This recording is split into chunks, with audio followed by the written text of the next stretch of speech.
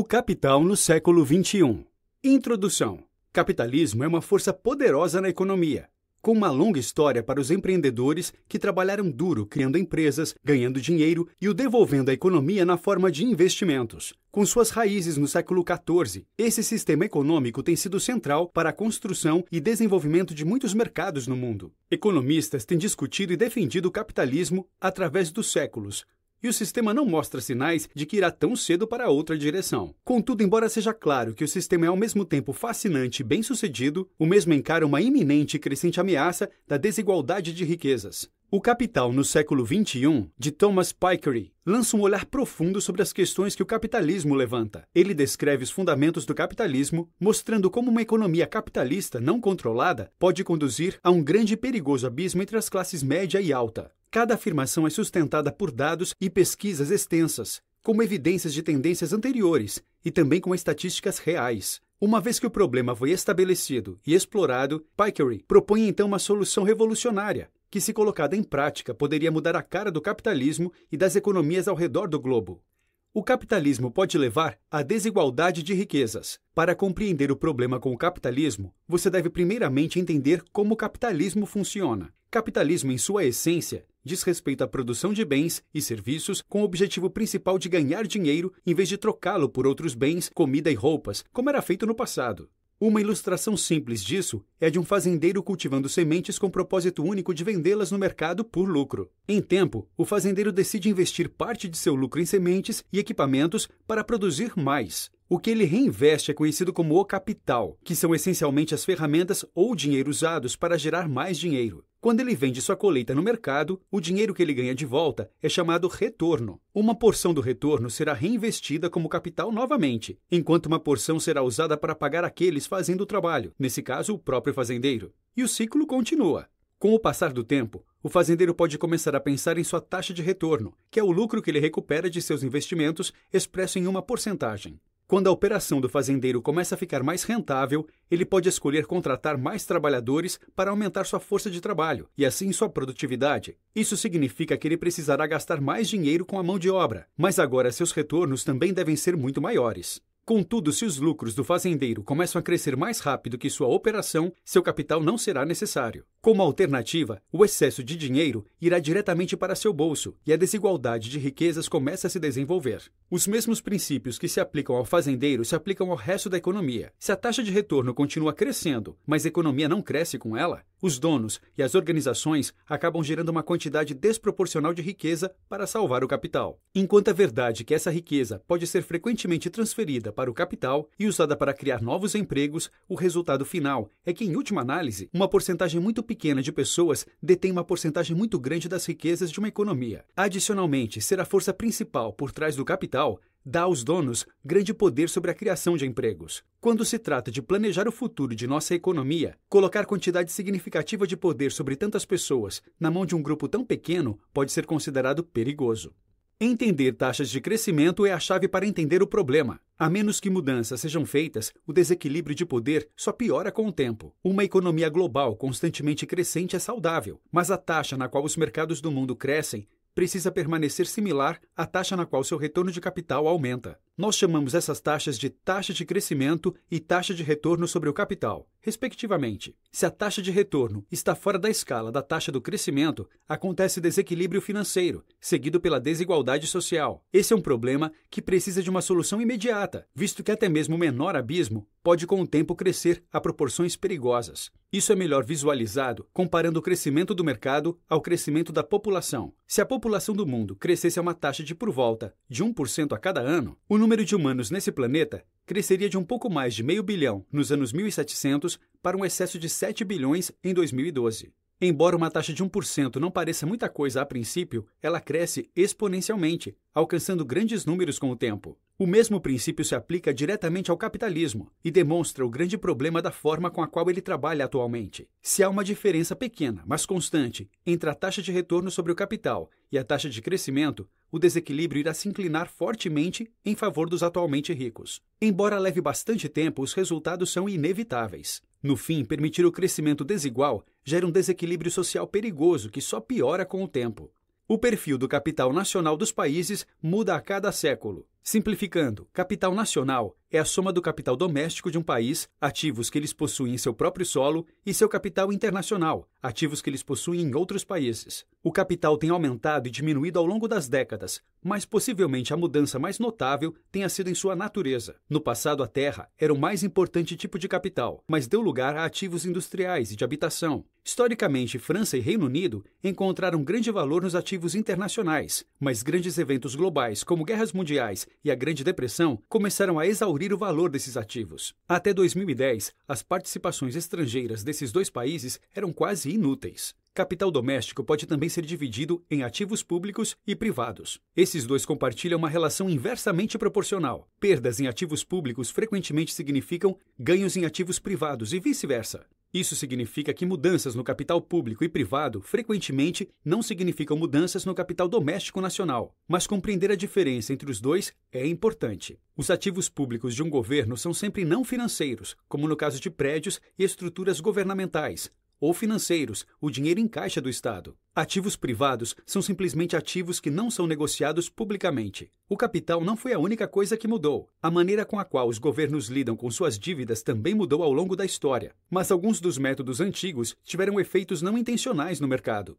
Inflação, na qual os preços dos bens aumentam. E empréstimos privados, no qual o governo pega empréstimos de cidadãos ricos particulares, são ambos métodos comuns de lidar com a dívida pública, e ambos apresentam soluções efetivas. Infelizmente, esses métodos são bastante brutais para as classes trabalhadoras, com o primeiro reduzindo o poder de compra e o último devolvendo o poder para os que já são ricos. Embora ambos os métodos estejam em declínio na Europa, seus impactos já podem ser sentidos. Enquanto os mercados se recuperam, a distribuição desequilibrada de riquezas ainda é um fator real e presente.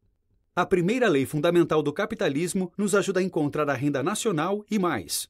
Para verdadeiramente entender as complexidades do capitalismo global, é preciso compreender sua história e teoria e examinar cuidadosamente as tendências atuais. A primeira e a segunda leis fundamentais do capitalismo são fórmulas que percorrem um longo caminho para explicar o comportamento dos mercados ao longo do tempo, e fazem um ótimo trabalho simplificando a história e tornando os problemas reais mais claros. A primeira lei fundamental do capitalismo diz que renda nacional, alfa, é igual à taxa de retorno sobre o capital, R, multiplicada pela taxa de capital sobre o rendimento, beta. Simplificando, a fórmula fica assim: alfa é igual a R vezes beta. Essa pequena fórmula é poderosa, tornando incrivelmente simples calcular a renda nacional, que é o rendimento total recebido por todos em um país. Como exemplo, se você sabe que a taxa de capital sobre rendimento, a taxa que demonstra quanto capital pode ser recebido com um ano de renda, é 5:1, com 4% de taxa de retorno sobre o capital, a renda nacional é de 20%.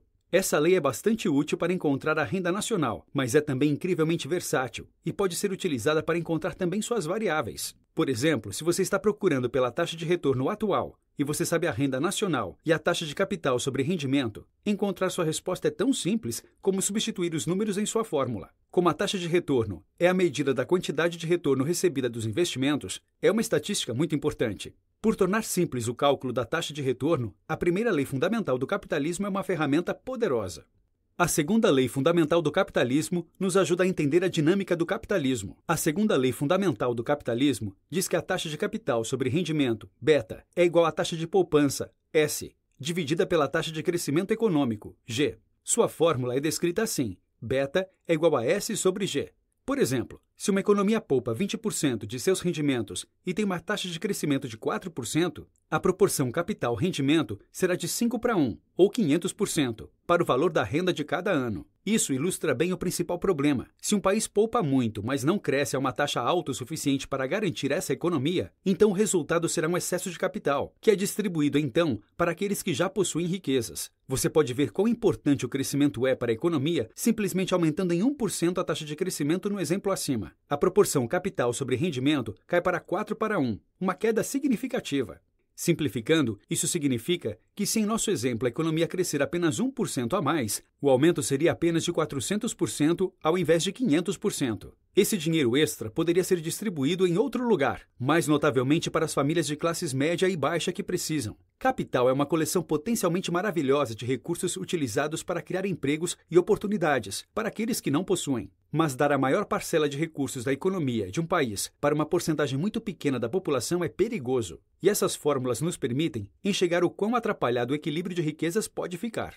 O capitalismo tem força suficiente para suportar grandes contratempos. Por enquanto, vimos que as desigualdades podem ficar fora de controle relativamente rápido quando não monitoradas. Contudo, mesmo com problemas catastróficos que afetam mercados em uma escala global, o capitalismo avança ao longo do tempo. Na França e no Reino Unido do século XIX e XX, um cidadão de classe média que trabalhava duro era recompensado com uma vida boa, comida na mesa e dinheiro em seu bolso. Mas ele também não possuía a chance realista de chegar perto da riqueza extravagante de pessoas que herdaram sua fortuna. Essa era uma tendência que dominou esses séculos. Mas o mundo e a economia mudaram, e com isso os mais ricos logo se encontraram perdendo mais do que eles esperavam. O período entre 1914 e 1945 foi cheio de acontecimentos da pior maneira possível. A Primeira Guerra Mundial atingiu duramente, balançando o mundo tanto economicamente quanto politicamente. Apenas 11 anos depois, mercados em todo o mundo despencaram na recessão econômica, generalizada conhecida como a Grande Depressão. O evento começou em 1929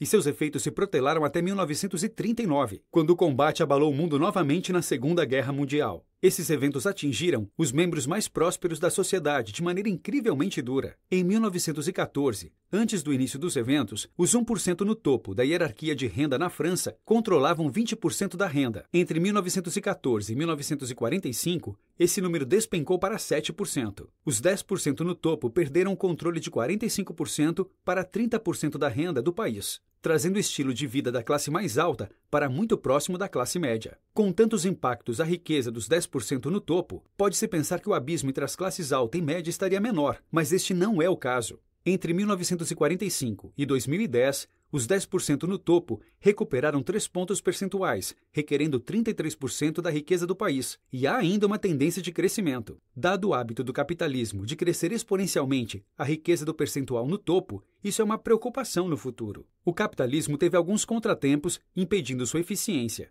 e continua sendo uma poderosa força que leva à desigualdade de riquezas. Pesquisas mostram que os cidadãos nos 10% no topo de riquezas na Europa, em 2010, controlavam 35% da mão de obra e do capital do continente, enquanto nos Estados Unidos, os 10% no topo controlavam enormes 60%. Esses números servem apenas para ilustrar a dinâmica do capitalismo. Mesmo com uma crise mundial abrangendo 31 anos e mercados quebrando em diversos países, o tempo é tudo o que é preciso para recuperar.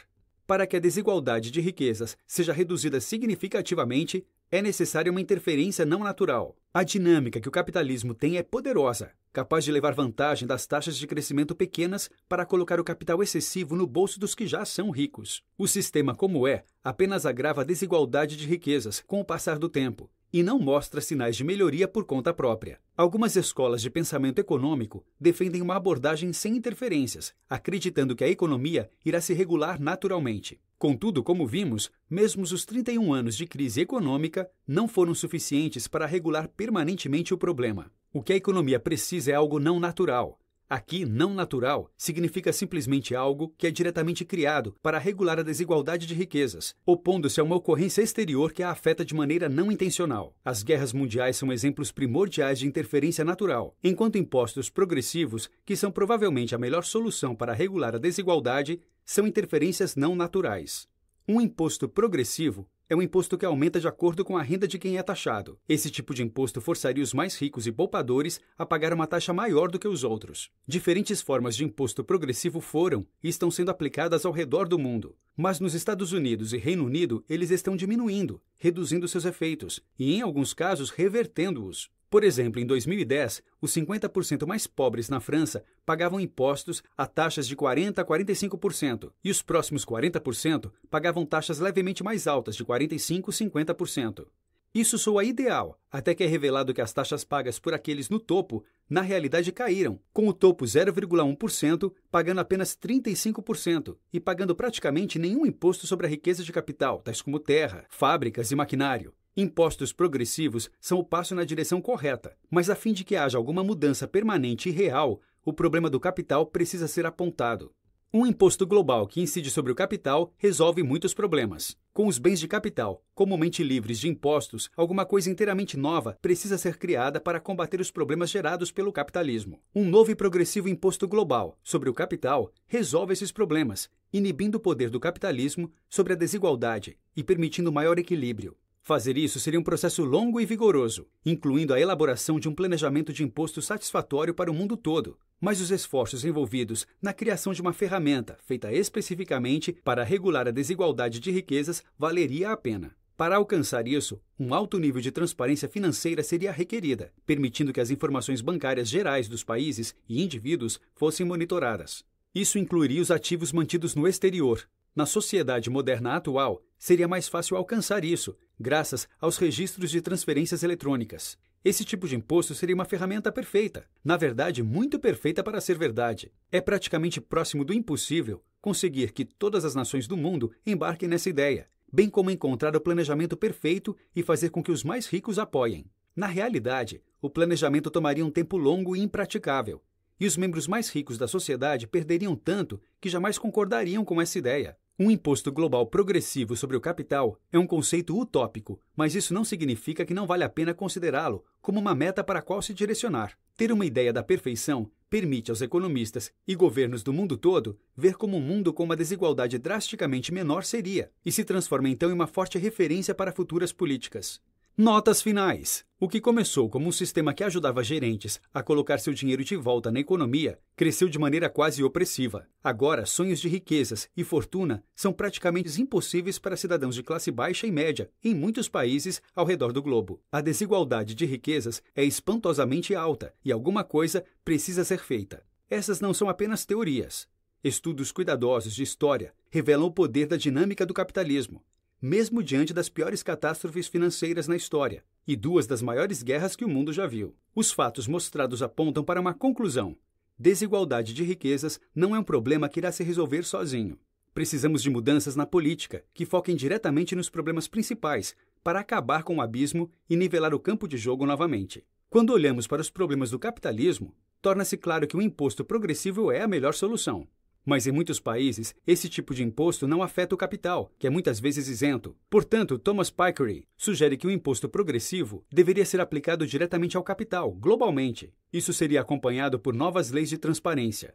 Embora esse modelo seja irrealista, ele demonstra uma ideia para uma economia perfeita. Uma economia em que a desigualdade de riquezas é mínima e as classes trabalhadoras têm uma chance de se tornar ricas através do trabalho duro. Dica do 12 minutos.